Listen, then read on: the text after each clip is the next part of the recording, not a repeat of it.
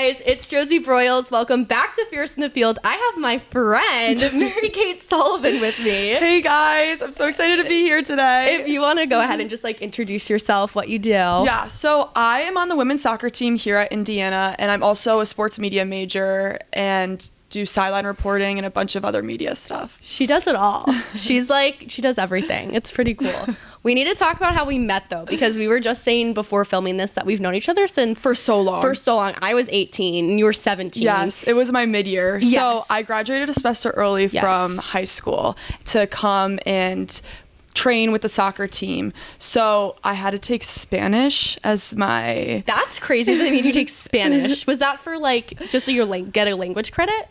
I think, okay, so one of my friends, my mid-year, she was like, I'm going to minor in Spanish. And I was like, that sounds fun. Like, let me do that too. Did you take Spanish in high school? Yeah, but I wasn't good at it. So I don't know why I decided to do that. Yes. And I wasn't even a media major at that point. You were in Kelly. I was pre-Kelly. Wait, we'll get to that. That didn't last long. No.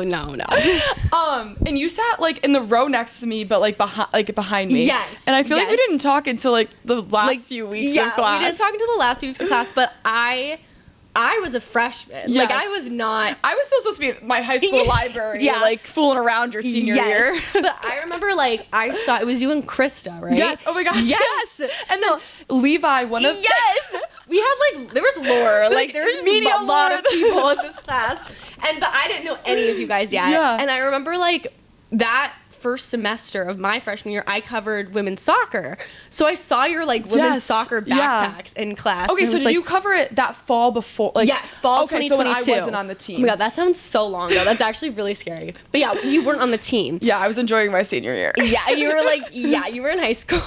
I was a child. Yes, but I remember seeing your tag on your backpack that said women's soccer and then your name. And I like was like, oh, I don't recognize your name. No, because I wasn't out there. Yeah, because you weren't out there. So I was like, oh my god, like should I say like, oh my god, I cover women's soccer? Is that weird? I remember that was like my first thought, like meeting you. Do you remember if that's what you... I don't think you did. Think so. I think we just spoke Spanish together.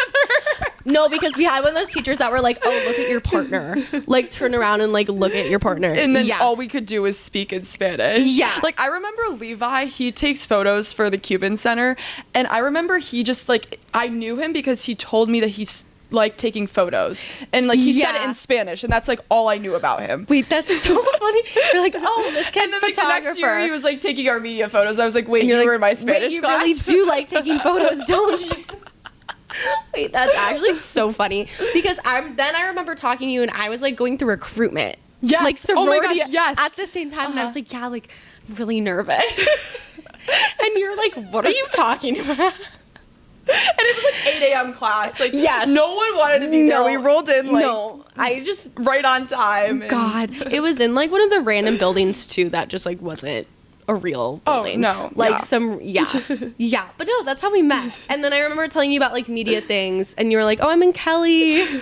Wait, no, I was not in Kelly, guys. For you, I don't even know the difference between pre-Kelly and Kelly. Pre-Kelly, so. When you come mid-year, you can't get direct admit to Kelly. So I was pre-Kelly with all the other mid-years. Okay. And it just, I realized quickly that's not what I wanted to do. Yeah. Did you take like pre-Kelly classes? Yeah. During your, okay. And it was such a shock because like my graduating class for high school was like 150 kids. And then you get to college and that's how big my lecture was. Yeah. And like I went to school with the same kids since kindergarten. Okay. So then coming to school with 50,000 like students, I was like, oh my gosh. Like it was just so much overwhelming. Oh, and then I'm sure. trying to do pre-Kelly on the top of that, and I wasn't that passionate about it. It was just so difficult. It was just so...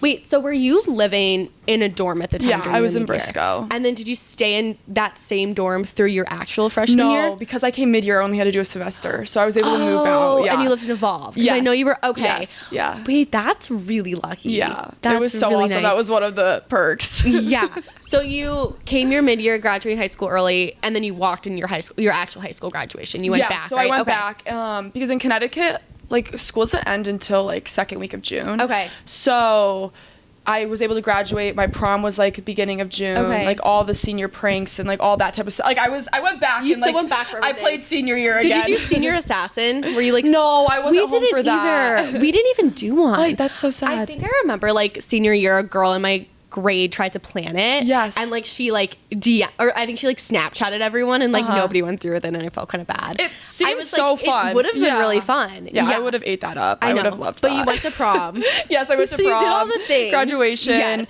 We got to like, because my town's like really small, we like walked through our elementary school, like our middle school and our high school, and we got to see all our old teachers. So I got to do that. Like, it was so fun. Wait, that's really fun. We didn't do that, and we should have, but also like Chicago, it's like everyone goes like their different ways. Yeah. So we can't really be like, oh, the middle school, right? The grade school. No, we have one elementary school. We have one like intermediate school. It's like 3 through 5, then middle school, and then high school. Okay, wait, that's like and they're really like all sweet. in a line.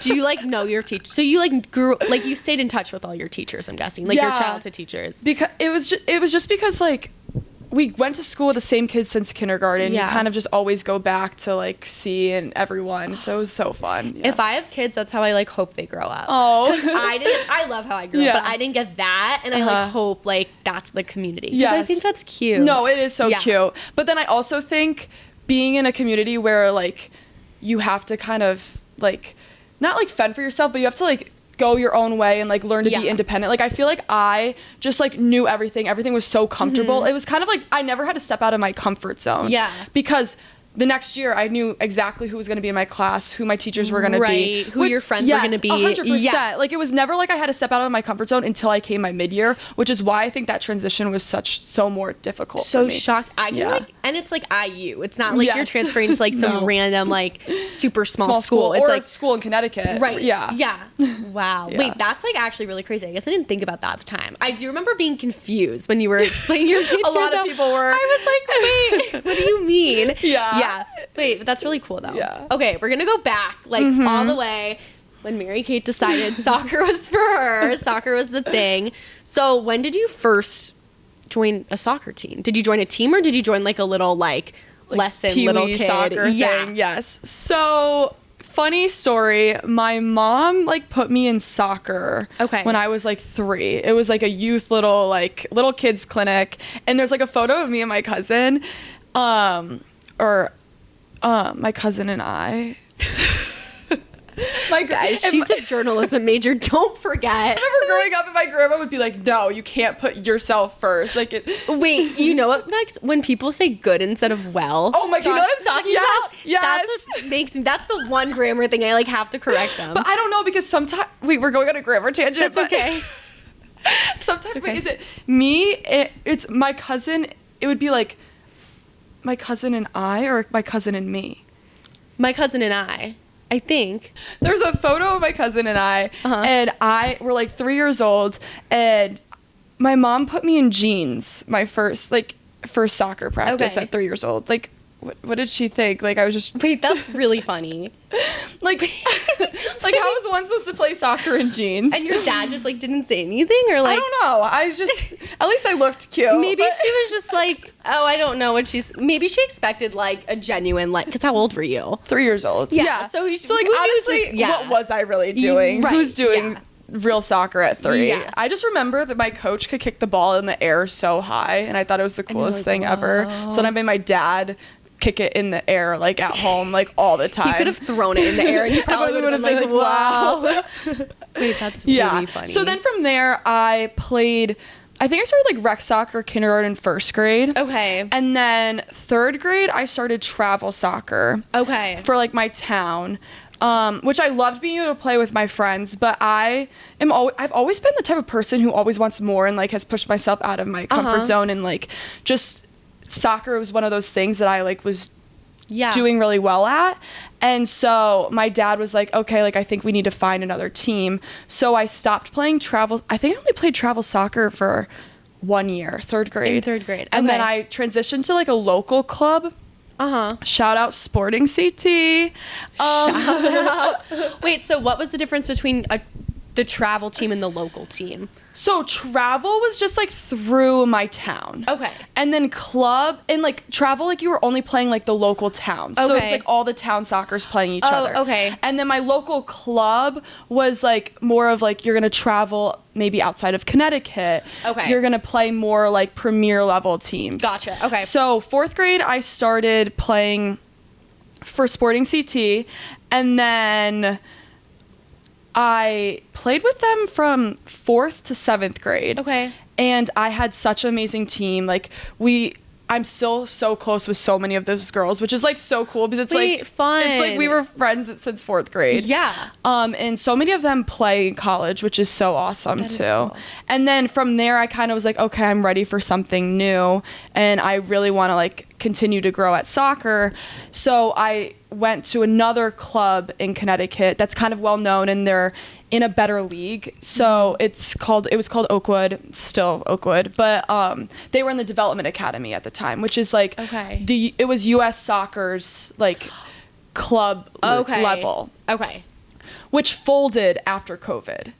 Oh. So like I got to experience my 8th grade year and then the beginning of my freshman year, and then COVID was my freshman like spring. Right. Okay. So the league was so fun. We went to like Colorado, Florida, California, like a bunch of different places we got to play. We were supposed to go to the Elite 8 in North Carolina in April of 2020, but COVID, so we couldn't. Right. And then I think end of April 2020, the Development Academy folded. So like it just shut down completely? Yes. So like my God. US Soccer just like stopped it. And like there was like a whole like newsletter that got sent out, and youth soccer was kind of all over the place at this point because it was ECNL and the Development Academy. Like those were the two leagues. So they were like, what's going to happen? So then it ended up being the Girls Academy, which was another league that formed, and that's what I ended up playing until I got to college. But yeah, that's wait, really cool. Yeah. Okay, so after COVID that folded, and then Girls Academy was kind of the new thing that branded, came out of it. And then the men's side, or like the boys side, they were MLS Next. So instead of US, like the US Development Academy had both girls and boys, but then they kind of split after that. And did you play that and your high school team? So the US Soccer, or the US Soccer Development Academy, you couldn't play high school. So I didn't play high school my freshman year. Oh, okay. Then for the Girls Academy, you could. The first year you couldn't, and then the second year everyone was like, we want to play high school, so you could. Yeah, because it's fun. But I chose not to. Okay. And I trained with the boys' side of Oakwood for their whole fall. Oh, I didn't know this about you. Yeah. Okay. Yeah, I trained with the boys with my best friend Aubrey, who actually plays at Penn State right now. So we trained with the boys, and then once everyone was done with high school, everyone was like back. How was training with the boys? It was so fun. It was definitely a great experience because boys are just like so like quick with the ball, and like they have skills that like you have to like really learn how to defend. And it was kind of just totally outside my comfort zone too. So I learned a lot, and being able to train with Aubrey was so fun. So it was such a great experience. And they were all so fun. They were like younger than us too. So it was so they were like, oh my God, these like cool older girls. Wait, that's fun. Yeah, but they were fun. Yeah. I feel like that's like, I would be really scared. I'd be really intimidated. Yeah, I remember like my first practice, I was like, what am I doing? Like, I was like, this is crazy. But it's one of those things, I feel like, at least I feel this way about, I didn't play soccer, but like about things in general, like, it seems so scary, but then once you actually do it, it's like, oh, like I'm totally fine. Oh yeah. And even if like I'm guessing like the worst that could have happened was like you didn't have a good gameplay or something. Yes, no, and like 100%. even if that happened, like the world, people would have forgotten about it. Like, no, literally. And the more you do it, then it's like everyone gets to know you. You get more comfortable, and it's like just reps. Like And if it's like, oh, you make a mistake, you're like, oops. Yeah. Whatever. On to the next. On. Yeah. Wait, that's like so. I didn't know that at all. Yeah. That's cool. Okay, so you're going through the grueling high school recruitment or college recruitment process. Yeah. When did you know you wanted to play college soccer? Was it something that you always knew you wanted to do, or were you kind of like, I don't know, I might want to like do some other things? Yeah, so I kind of just like always loved sports and like was always just playing it. It was never like, oh, I was not a 6th grader being like, oh my gosh, I want to play college soccer. Like I was playing basketball, I was running track, cross country. That's what I was going to say. Did you play other sports in high school? Okay. Middle school I ran cross country, track, basketball, and soccer. Oh wow. And like I was going from like practice to practice to practice to practice, and I was like, this is not sustainable. Does not make sense. This is not happening. Oh my gosh. And so then I stopped running, which my dad ran cross country and track in college. So that kind of like tore it as like he was that made him sad, but it's okay. Yeah. But that's kind of nice to have like a parent who is a collegiate athlete, Oh, even if it's not the same 100%. sport, because they get so many parts of it. Totally. Yeah. Until he makes me go to the track and do his track workouts, and still. Yes, like mile repeats, 400s, like So funny. like wait, brought me to the track probably at 5 years old and like was like, go run. Run. Did you you liked running that little? Yeah, like I would like run races and stuff. I don't know. Wait, that's really funny. I'm just picturing like 6-year-old married Kate. Oh, like, I was so running competitive. And when yeah. I was younger, I would puke after every race. Like every cross country race. I remember a TikTok of this that you made. Yes, I used to puke every single race. Oh my God. Like there's just photos of me going across finish lines, and it's like I look like I'm gonna die. Horrible. Yeah. Oh my God. And was your dad like? Was he the type of dad that's like, you're fine, or was he like he was worried? like, that just shows that you worked hard, you pushed your limits. And No, my dad would be like, rub some dirt in it. I don't care. No, literally. I used to like. I did not, which is funny because now I like running. But when I was little, like I could not run. Like I could barely run. No, like the mile test in like elementary school was my favorite day ever. Something's wrong with me. I don't think people would agree with that. But I love that for you. I remember in 5th grade, I broke 7 minutes. I ran a 6:59, and I was like trying, like I literally went home and I like told my dad I was trying so hard for a 6:59, and like I got it. I was so excited. Wait, I would have been in awe of you. I would have been like, oh my God. Yeah, I don't. Yeah, crazy. That's really crazy. Good for you though. Yeah, that's insane. So going back to your track, yes, or college recruitment track, yes. So basically, I did all of that growing up. So I kind of wasn't in the mindset of I'm going to do this in college. I was just having fun, right? And so then, so basically after COVID, we got a new coach for my club at Oakwood, and I had Coach Tiff and Coach Matt, and they were literally the reason why I'm playing in college and where I am today. They were just so amazing. I was always a forward and an attacking mid growing up, and they put me at like outside back and like outside wing, and they were just able to like foster, I don't even know they were just like, they put me in a position where I was able to grow a lot, and they believed in me. And then after that, I kind of was like, wait, this is something that I love doing. I'm getting so much better, and I want to like pursue this. So that's when I like really started to like lock in on the college recruiting process. I would like sent like 40 emails a day. Like it was like insane. Like I would like follow up. Like I was crazy because you're very persistent. Like that's like, because I feel like we share like that quality of being very like on top of things. Yeah. Like I can see you doing that. Yeah. So I was just like, I'm locked in. Like I'm not some star who has all these accolades. I'm going to have to work hard for this. I'm going to have to get my name out there. Like people aren't just going to be able to look up best 2005 soccer players and my name's going to come up. Yeah. So I really like put myself out there and just try to make as many connections as I could. And it really helped that I was on a really successful club team with such amazing athletes and girls, which we ended up winning the national championship my U17 year, which I think it was 2021, so my junior summer. So that was such an amazing experience. But yeah, I also always tell people that if COVID didn't happen, I don't think I would be playing college soccer. Really? Well, because COVID happened your freshman year. And I low-key was bad at soccer. Girl, I'm sure you were an I was low-key not like Division I soccer worthy. Okay. Yeah. Wait, that's really funny. But Aubrey and I, she was the only person I could see during shutdown. Okay. And so we would train for like 4 hours a day, every day. She would come over at 1 and like we would be out there till 4 or 5. And we would just like work on shooting. We would go to the track. We would run on trails. Like we were just training all the time. And I don't think if COVID didn't happen and I didn't have that time, I don't think I would be the player I am today. That's so interesting. Yeah. Like at the time it was awful because so many things got canceled and like our lives got turned upside down. But you look at that and you're like, oh, like I wouldn't have had that time to like 100%. Train to get better. Yes. And I think also at that point, I loved basketball. Like I loved all the other sports I played, and like everything else in high school, like all the extracurriculars that I was in and like the clubs, I was so focused on trying to do everything that like COVID kind of slowed me down. It was like, okay, like I'm just gonna go outside, play soccer, and I was really able to focus on that. Wait, I really like that. Wow, it's so interesting to like look back on things and you're like, oh my God, like I actually worked so hard for this. Yeah. So were you looking during the recruitment process, how did that kind of work? So you sent a bunch of emails out and then did you hear back from only D1 schools or all of them, or like how was that kind of set up? So I'm kind of crazy and I bought a mail tracker. What is a mail tracker? So every time I would send an email, I would be able to tell if like the coach opened it, if they pressed my links.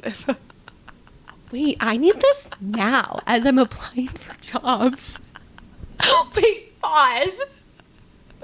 Wait, MK, I need this like today. Yeah. I needed this yesterday. So my dad and I would like always just be checking like the mail tracker and like seeing like which schools would open my emails, who like which person was it that opened my email, if they pressed the link. And I remember Villanova. So you can send emails before June 15th of your sophomore year. Okay. But coaches can't respond. Okay, but they can look at the email. But they can look and open the links. And you knew because you had your spy gear. Wait, is this like a Chrome extension you can buy? There's like different ones. I think mine was like MailTrack.io or something. I have no idea. Okay, that's the first thing I'm doing. You'll have to look into it. Like, ooh, did you look at my reel? Oh my God. So then... So Villanova looked at my, they were like, pressed my links, and I like freaked out because my grandpa went to Villanova and he always wanted me to go to Villanova. So I was like, wait, this is crazy. And then June 15th rolled around and a bunch of like lower level D1s, mid-majors like reached out, and I like got a few offers, but I knew that like I wanted to go to a big school where I was going to have like a well-rounded experience, push myself out of my comfort zone and like have fun. So I was so blessed to be able to have all those offers, but I really wanted to like continue to push myself and like just see what else other options were out there. So then Villanova, I went on my visit at Villanova. I went to one of their ID clinics in the summer, and then my visit, I want to say, was in October of my junior year. And I was like so set on going there. Like I was like, oh, I'm totally going here. And then the coach got fired the next week. Oh my gosh. And you were in contact with this coach, I'm guessing, right? Yeah, like I was in his office a week before. Like they brought me on like official visit. I like saw the campus, I met the team. This was the most awkward thing. Villanova was playing UConn like the next week. So I was planning to go to, because it was at UConn. So I was planning to go to UConn, and the head coach like wasn't there. It was just the assistant coaches. So then I'm like, this is really weird because I haven't heard from them since my visit. I've texted them. No one's responded. So you knew something was up. So I knew something was up. There's a problem. Yes. Yeah. Okay. So the craziest part about this whole story is that I was supposed to go to the UConn Villanova game after my visit, because I think my visit was like on a Sunday and then they played like the next week. And so I went to like the UConn Villanova game and like the head coach wasn't there. And I was like, this is really weird. Yeah. And they weren't responding to my text messages. So I texted my like club coach and I was like, what's going on? Like, do you know anything? And she was like, I heard that there's a chance that like he might have gotten fired or like resigned.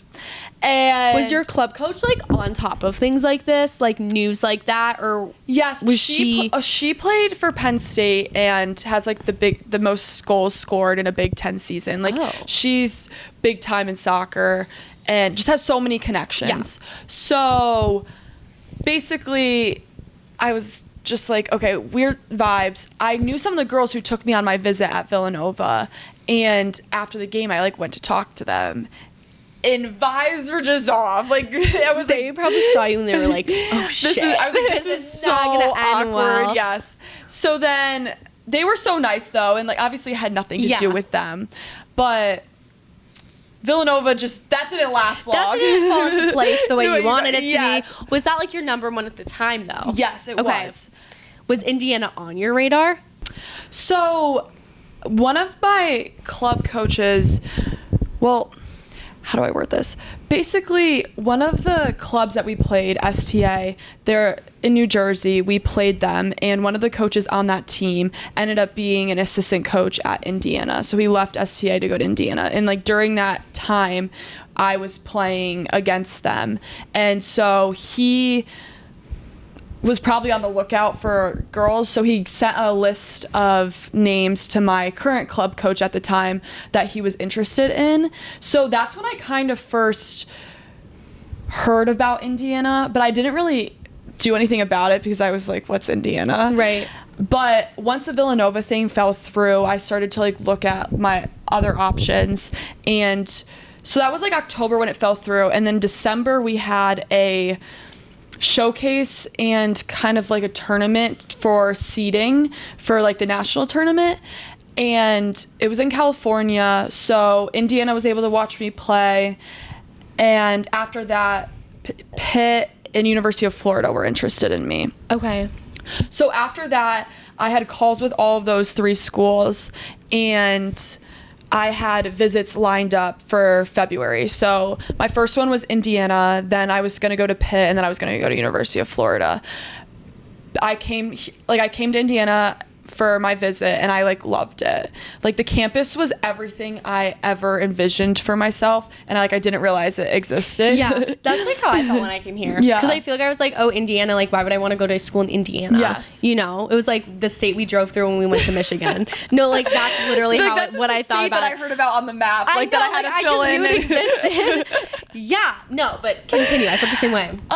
Like before I even went on my visit, I went to my athletic director because I was so close with her in high school, and I was like, why would I go to Indiana? Like, she was like, just go, like, you might love it, like, just give it a shot. And I'm so glad that I did. And so then I kind of just I went on my visit, I loved it. I loved the girls. It just felt right. I had a gut feeling that this was where I was meant to be. When you go on these visits, you get introduced to the team. Yeah, kind of thing. So okay. I went to Briscoe with the girls at the time and had pizza in the dorm, and just stuff like that. I went to dinner with the coaches. Okay. My official visit here was also an ID clinic, which usually doesn't happen. So I also had to play. So which is kind of funny because 3 of the girls that were at the ID clinic, including me, also committed. So one of my best friends now, she actually gave me a bloody nose at that ID clinic, and we actually beefed the whole time. But now we're besties. Legitimately? Yes. No, I have a photo, and it's Mellencamp. It was in Mellencamp, and Mellencamp's old turf used to get all over you. So you would just be have black turf lines everywhere, and so it would be. I had a white shirt on, so it was literally everywhere, and then there's just red blood. Oh my god. Yeah. Wait, who's the player? Paige Droner. Oh yeah. Wait, that's one of your best. Yes. Wait, that's really one of funny. my best friends. Yeah. Yeah. So we always laugh about that. Wait, that's really funny. Okay. And then I ended up just committing. I kind of was going back and forth with the coaching staff at that point because it was do I go on my visit with Pitt? Do I not? And they kind of were if you go on your visit at Pitt, you might not have an offer at Indiana. So I was kind of torn. Would they know if you went on your visit with Pitt? Yes, because I had a timeline. Gotcha. So I had a timeline, and definitely a hard decision at the time. I was so stressed because I had to call Pitt, and those coaches were so awesome and nice. So I had to call Pitt and tell them that I couldn't go on my visit, I remember that day. I was so anxious because it's not they were super rare, understanding and so awesome about it, but it's just gut wrenching having to do that. And I was 16 or 17 years old. That's so hard to do. So then I called Indiana, and I was this is where I want to go to school. I'm going to commit. So yeah, now here I am. Wait, and this was what month of yours? February of my junior year. Of your junior year. Yes. Okay. So everything happens and obviously I know this, but I don't put it into perspective. You're committing early to schools. Yes. Because before everyone else is even starting the college application process. What was that like? Because you weren't friends with. Was anyone in your direct friend group in high school a college athlete? No. So like they were all just doing the regular application process. So it was kind of interesting because I was seeing that from a different point of view, and I was so like grateful to already have my whole like next 4 years planned out of like where I was gonna go. But it was kind of just like I was cheering my friends on, like hoping to like that they would get back what schools they wanted to go to. So it was just kind of cool seeing where they were all going. Yeah, it also probably felt really nice to like know already. Yes, no, 100%. And my brother's a senior right now, so I'm seeing him having to decide what he wants to do. Is he looking at Indiana? He actually came last weekend. Really fun. I don't like he's deciding between Kentucky here and Delaware. Okay. So I don't know where he wants to go. What does he want to study? Business, but like it's kind of just like that's what he wants. Yeah, like, he's not totally sure like what. Yeah. Wait, fun. Yes, that'll be fun to watch him like figure it out. Yes, and like I don't want to like force him to have to come here if this is not where he wants to go. Yes. Wait, that's gonna be really fun. Yeah. Yeah. Aw, wait, that's gonna be so much fun. Okay, so you get to college, you graduate, you do the mid-year thing, which is a little. We talked about that earlier. Yeah. You finally get on campus for your freshman year. Talk about that season. That was 2023. I know. Right? Wow. A while ago. Scary. So we always come back in the summer. So I was here right after the 4th of July, training all July with the team, the captains. We could train with our strength coach. And then August 1st, we started with our coaches. Okay. So I had a great preseason. I was having so much fun.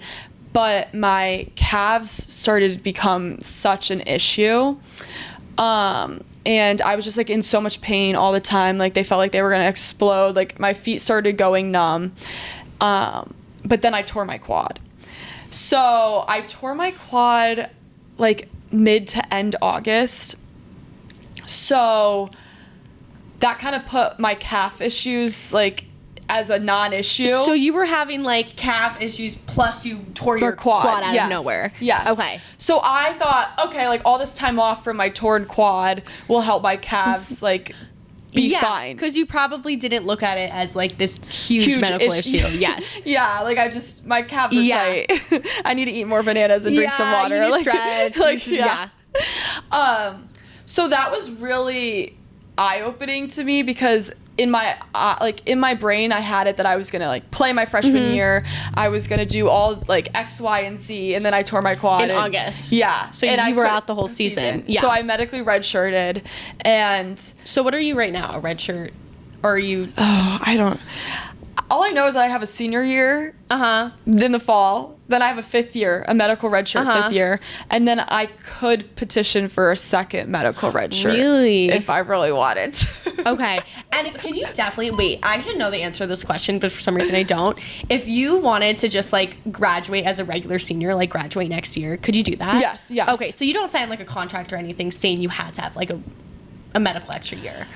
So I do have the eligibility to do a medical extra year. But you don't have to. But I don't have to. Okay. And like my coaches don't have to give it. Like they have to be. I have to be asked back. Okay. Or I can go take it somewhere else. Okay. Yes.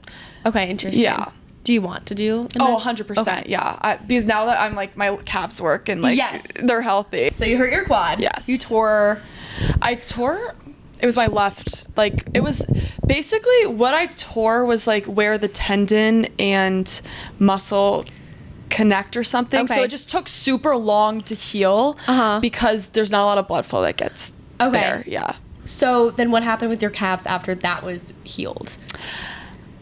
I tried coming back and they were exactly the same. So I basically went to my trainer and said, I need to figure out what's wrong because I can't keep playing college soccer at this level and like the way that I know I can with my calves like this. So my trainer was awesome. He still is awesome. Shout out Billy. Shout out Billy. You're awesome. But so I started getting tested for different things. They thought it was compartment syndrome at first, which was a brutal testing.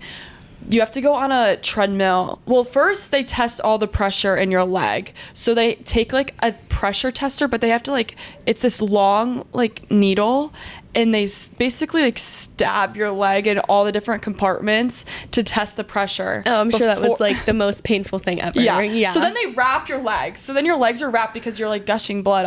Like there's just like blood everywhere because they just stabbed you basically. And then after that, you have to go run on a treadmill to recreate symptoms. Right after they just stabbed you? Yeah, to recreate symptoms. So, for some reason, running at an incline at this certain day took me 20 minutes to recreate symptoms. Mm-hmm. So I'm like dripping sweat on this treadmill. I didn't eat breakfast because I didn't think I was going to be running for that long. Yeah. And I am just like, I'm gonna pass out. Yeah. So I'm like, Billy, it's either I get off now or like this is the worst we're gonna get it. So I get off. They literally like, run me back to the room, and I'm laying there, and it's like silent, and I'm like, why aren't they testing me? The pressure tester thing broke. In the span of me on the treadmill, it broke. So, and they didn't have batteries, they didn't have anything, they didn't have a backup right there. So I'm like, oh my gosh, I'm in so much pain. You're like, is this the end? I just ran 20 minutes. And by the time the doctor came back with another pressure tester thing, the symptoms were gone. Like my calves were back to normal. And you're like, oh, so I have to like. So I had to get back on the treadmill. Do this all over again. So back on the treadmill I go. I feel like this is like medically traumatizing. Yeah, maybe. Like, you're like, let's not get into that actually. No, it's fine. It builds character. Yeah, it's okay. Built some strength. I get back on the treadmill.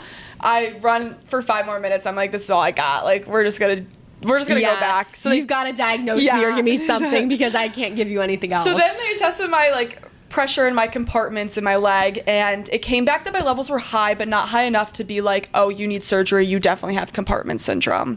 So now we're back at square one, and Billy, my trainer, he's like, well, there's popliteal artery entrapment testing that we could do. Okay. So we got that scheduled, and I went to Indy, and I think like the first one was just like ultrasounds of my artery, and like there was something on my toe, and it was just a lot of like flexing and like not flexing, and you could see when I would like, when I would push my toe forward, and they had like you could see that it was like flatlining. Mm-hmm. The ultrasound, like not at 0. So like I was still getting blood flow, but like it wasn't. That's not what it's supposed to look like. No, it's not. It was not normal. Okay. So there was enough to show that I needed to get further testing because something was wrong. And this was like what month of your freshman year, right? So yeah, it was my freshman spring. So I think I got tested. My compartment syndrome testing was right before spring break. Okay. And then my popliteal artery testing was after spring break. So like end of March. Okay. So then I got more testing. I don't even know. I got so many scans. There's so many different testings that I've gotten. Sure. You were like that. Whatever. So then I went to a specialist in Indy, and he usually does. Basically, I got diagnosed with popliteal artery entrapment, but he does Botox for it. So I was like, okay, yeah, like I don't have to get surgery. Like, let's try the Botox. So I did 1 round of Botox, and it was awful. Like I can't even imagine that process or like what that even looked like. Like getting the Botox was fine, but after like it paralyzes your calf muscles so that the artery doesn't get trapped. Yeah. So I would like be running, and I would just trip because like I couldn't cut because I didn't have calf muscles. So I'm like, this just made me 10 times worse of an athlete. I can't run. No, it was so bad. I was like, this is not sustainable either. I'm just like, what am I supposed to do? Am I ever gonna play soccer again? How did you like stay confident in yourself being an athlete? Because I feel like I would have been like, oh my god, do I suck now and I can't play soccer again? Like, how did you like get yourself to go on the field? The whole time I was like, oh my gosh, do I even belong at the Division I level? Like, am I actually really bad at soccer, or is it just my legs that are prohibiting me from performing the way that I know I can? Yeah. Because obviously I had a successful spring my mid-year, and then my freshman year I looked like I didn't know how to play soccer because I couldn't feel my feet. It was so painful. And then I tore my quad. So I didn't have a good memories of me playing college soccer. So I was like, maybe I'm just not cut out for this and I just can't play. And my calves are just, it's normal. But obviously that was not the case. And kind of just trusting like God's plan and knowing that no matter like what happens, it will like all work out. So you did a second round of Botox after that? Yes. So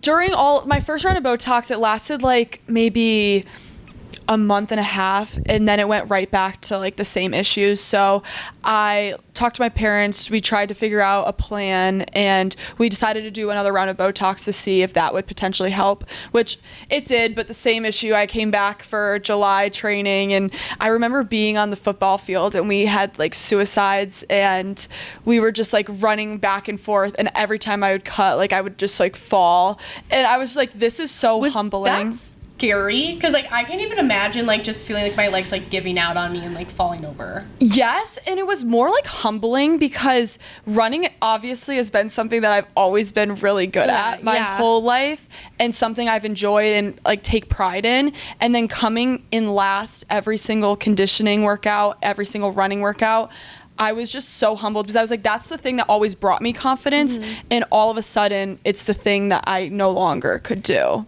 That's really hard. Yeah. Like that's also one of those things where you're like, okay, like this is not like your wit's end, but like, okay, now I have to learn how to pick myself back up. Yes. And I was just like, if I can't run, how am I supposed to play soccer? Yeah. So that's like the foundation of the sport. Literally. Yeah. So I tried doing preseason. I played in maybe 3 games. Okay. And for senior night, with our old coaching staff, we would always play like a Division III school. So I played like 30 minutes, and I just remember coming off the field and literally collapsing and just being in so much pain. My feet were completely numb, and I was just so defeated because like I wasn't playing because I wasn't performing well, but then it was also I was in so much pain when I was playing. I didn't even want to get put out there on the field. Say, you didn't even want to go. No, and play. Because I was like, it's not worth this pain. And then you have to like get screamed at by your coach. Yes. Or like I feel like if I was, this was always my problem when I was younger playing sports, and I'm sure I would have the same problem. Like I would have felt so bad for my team. I'm like, I'm so sorry. Like, don't put me in. I can't run. My feet hurt so bad. Gonna, like, be pissed. Like I don't want to do that. People work too hard for me to be put in the game right now, and the pain was not worth it. So I was like, I've never been that type of player who doesn't want to be put in. I'm the type of player who like gets mad that has to get taken off because I love playing so much. So I was like, something is wrong. So that's when I decided to look more into the surgery route, even though there were so many people who were like, it doesn't always work. There's so many complications. You might not be the same athlete that you are after surgery. But I was at the point where I was like, I'd rather take that risk than not be able to play, and at least say that I did everything in my power to fix it than give up, like, not trying. I've never played soccer. Yes. Because, So you got the surgery, and it worked. Yeah, I mean, I'm back now. Yeah, I was gonna say, she's back on the field, guys.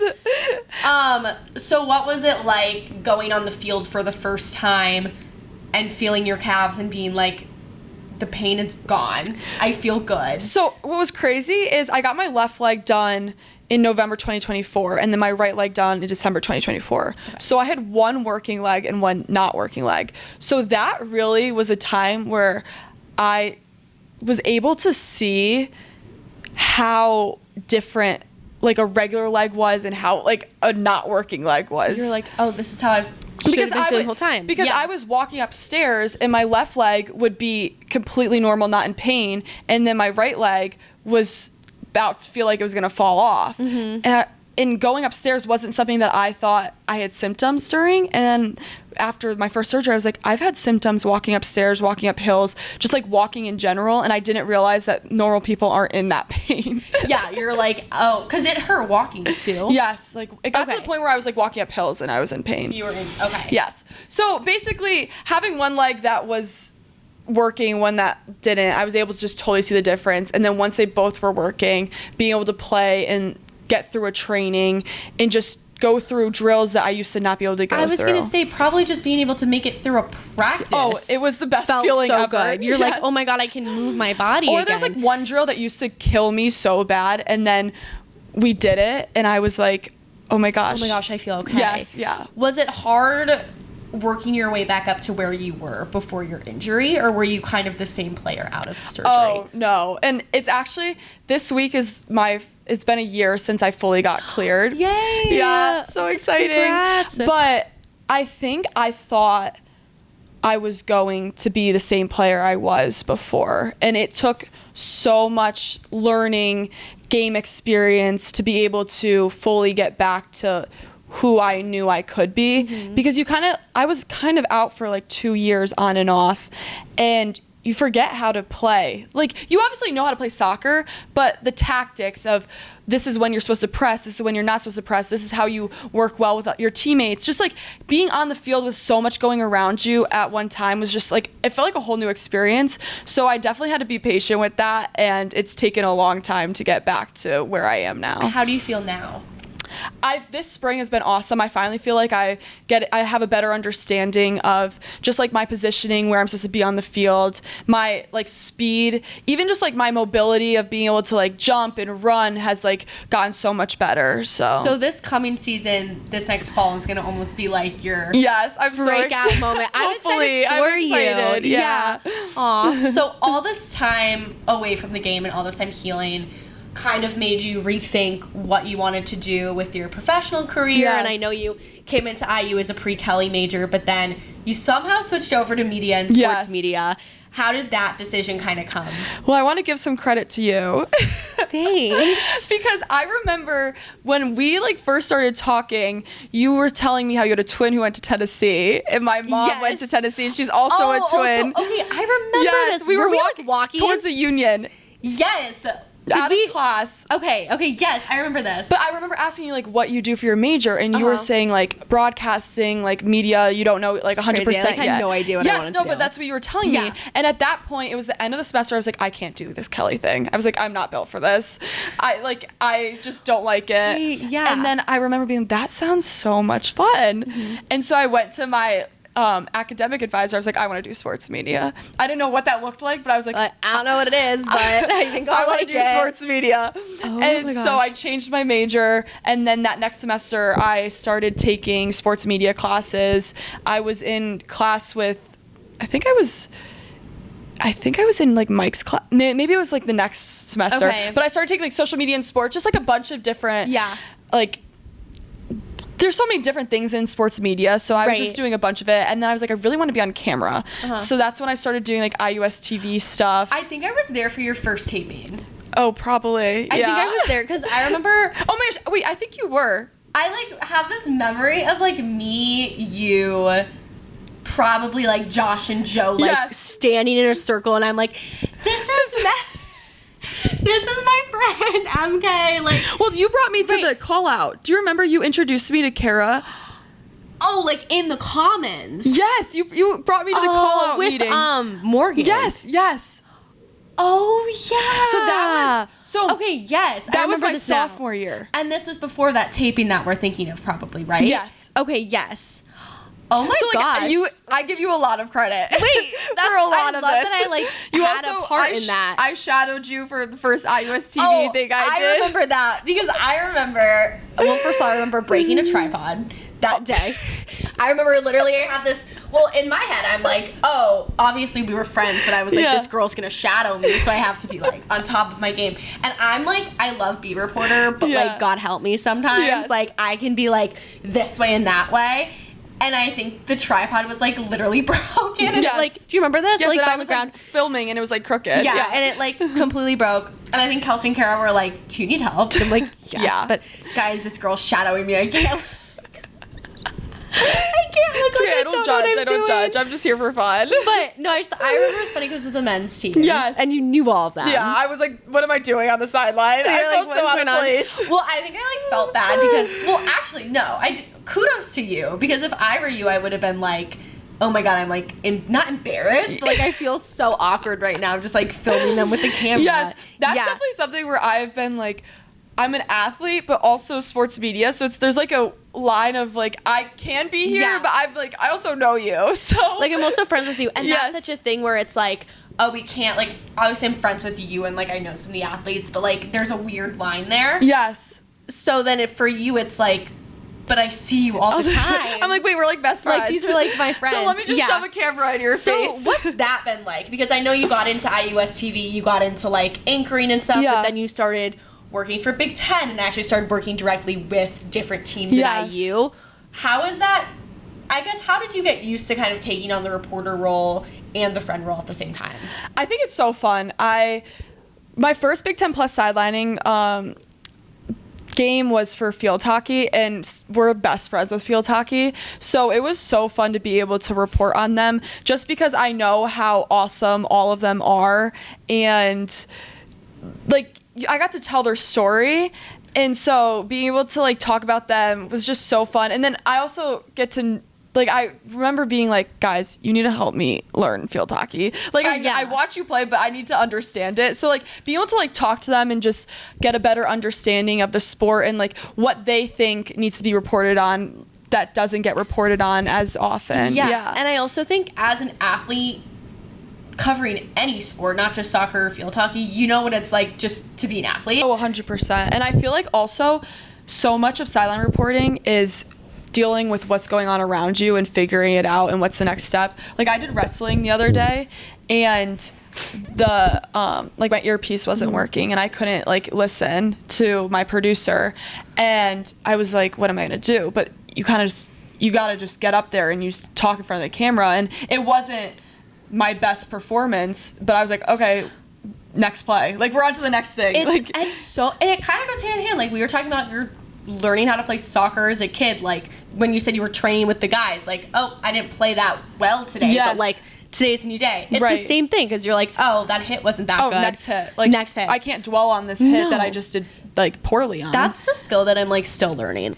You've had like all this experience as an athlete and as a broadcaster now. Yes. What have you kind of noticed in terms of being a woman in the sports industry in general? Because you get to see both sides of it, and that's kind of rare. I feel like not everyone gets to see that. Oh, 100%.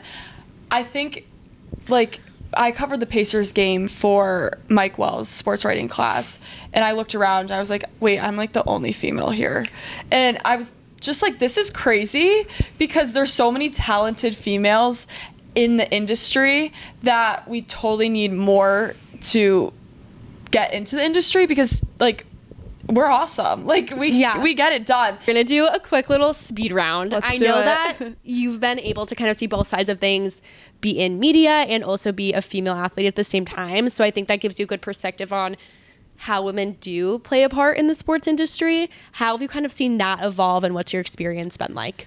I feel like ever since I was little, I've been surrounded by all my teammates, female coaches, just female role models. So continuing to be that for the younger generation, I think is just so important. So it's kind of just been something that I've grown up with, and it's been something that it's just like, we do belong in the industry. What was your biggest struggle? And you don't have to go fully in depth, but something that you kind of had a hard time with that you're like, oh, I overcame this. Like, this was really cool. I think when I first started with sports media, I was so nervous to have a voice and like raise my hand in the classes when it's just all boys, or just know that I do belong, because I don't have the sports media background per se, but once I realized that being an athlete is a amazing perspective, I was like, okay, my point of view is valid. And it's kind of the point of view that a lot of sports media students are looking for. Right. So I feel like in class you can be like, wait, actually, this is that, you know? Yeah, no, 100%. And once I realized that I could have that point of view and I could be confident in it, like, everything kind of just fell into place. Down the line, like, what do you really see yourself doing? You're done with soccer, you graduate college. I just want to be somewhere where I can tell players' stories in the most authentic way. I feel like there's so many amazing athletes out there, and not all their stories are being able to be heard. So just somewhere where I can do that. Okay, this is kind of the last question that I like to wrap things up with. But MK, what makes you fierce in your field? I think just showing up with positivity and always wanting to make everyone around me better and lift everyone up with me. And so the more I put into it, the more I hope others put into it. And so, yeah, I just love being fierce in the field. Yeah. You have to carry that energy like with whatever you do, I feel like. Yay. Okay, well, this has been such an awesome episode and Thank conversation. You for having me. Duh, of course. If you want to shout out your socials really fast. Yes, it's mk.sullivan on basically everything. Go follow her, guys. And thank you so much for tuning in, and we'll see you next episode. Bye.